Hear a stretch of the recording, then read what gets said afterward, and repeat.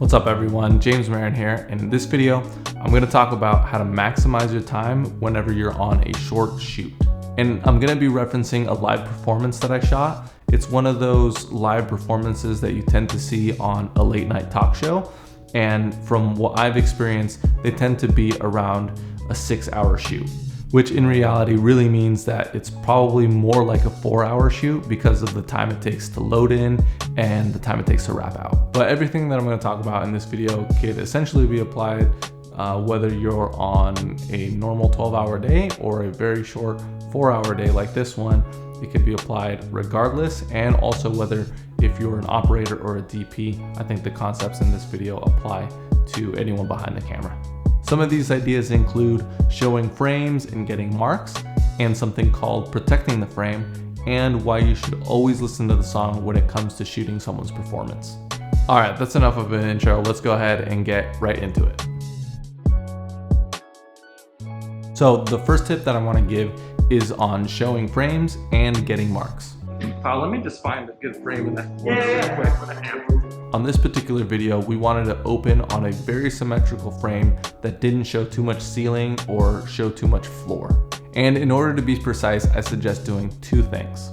First, show the DP and the director the frame and have them essentially sign off on it. Next, I had the first AC Adam Marquez, shout out to Adam, put a mark on the floor so I could consistently hit that frame every time. And just so you know, sort of like a side tip, the way that I put marks on the floor is by putting either like one of these little guys with some tape facing the direction that you need to face and putting it directly underneath the post of the sled, or an X or a dot, really anything. The important thing is that it's directly under the sled, under the post, and not a mark for your feet or something like that, because if you place a mark for your feet, you might hit that mark, but you're putting the sled somewhere else, so it needs to be under the post. You can also find some marks within the frame itself, like in the corners of the frame or something, but that in combination with a mark on the floor is going to help you consistently hit that frame time and time again, which is of course really important, especially when you have very limited time and every take counts. And again, you want to show the director and the DP every single frame that's important to see. Usually that's the first and the last frame. Sometimes there's like a middle frame in there that is important to line up, but the point is that you want to show all of these frames that are important and have them sign off on it in order to actually get confirmation that those are the frames that you want to get and you're not just guessing. How's this? Here's another option here. You can go in like this corner. This is the corner. Okay, copy. Okay, so the second tip is something called protecting the frame. And by protecting the frame, what I mean is this. You always want to plant down the camera and show as close of a final frame as possible to the director, the DP, the production designer, really anyone who needs to see the frame in order to do their job. You want to set as close of a final frame as possible so that everyone can see what they're doing. And once you've done that, the next thing that you want to do is to essentially look at the frame for anything that shouldn't be in the frame. It could be a piece of gear that's in the frame, like a stinger or maybe a flag or some diffusion or whatever.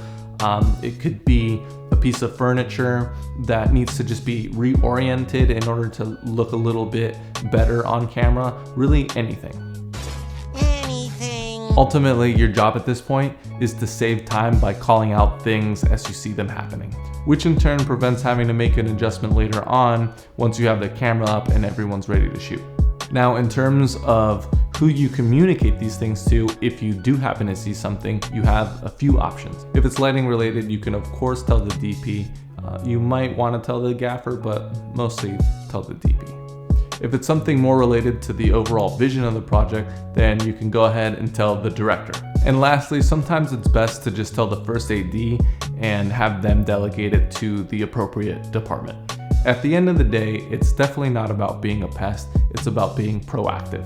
Okay, so tip number 3 is kind of obvious, but I'm gonna throw it in here anyways because I still am a strong believer that it's gonna help you maximize your time. And that of course is to listen to the song beforehand and to go over some sort of plan with the DP or the director or both beforehand as well. The song is essentially your guide to when certain things are gonna happen. So sometimes a song will sort of start really mellow, and perhaps that's when you're moving much more slowly, and then later on the song ramps up and sort of like really drops, and then maybe that's when you're going a little bit faster. Essentially use the song or listen to the song plenty of times, because it's going to have sort of its own built-in cues. But again, you're only going to become familiar, or really those cues within the song are only going to present themselves if you listen to the song again and again and again. All right, that's all I got for you today. I hope that some of these tips are going to be helpful and practical for you to use in the future. And feel free to leave a comment below if you have any tips of your own on how you've been able to maximize your time on set on something short or really anything. As always, thank you for watching, and I hope you have a great day.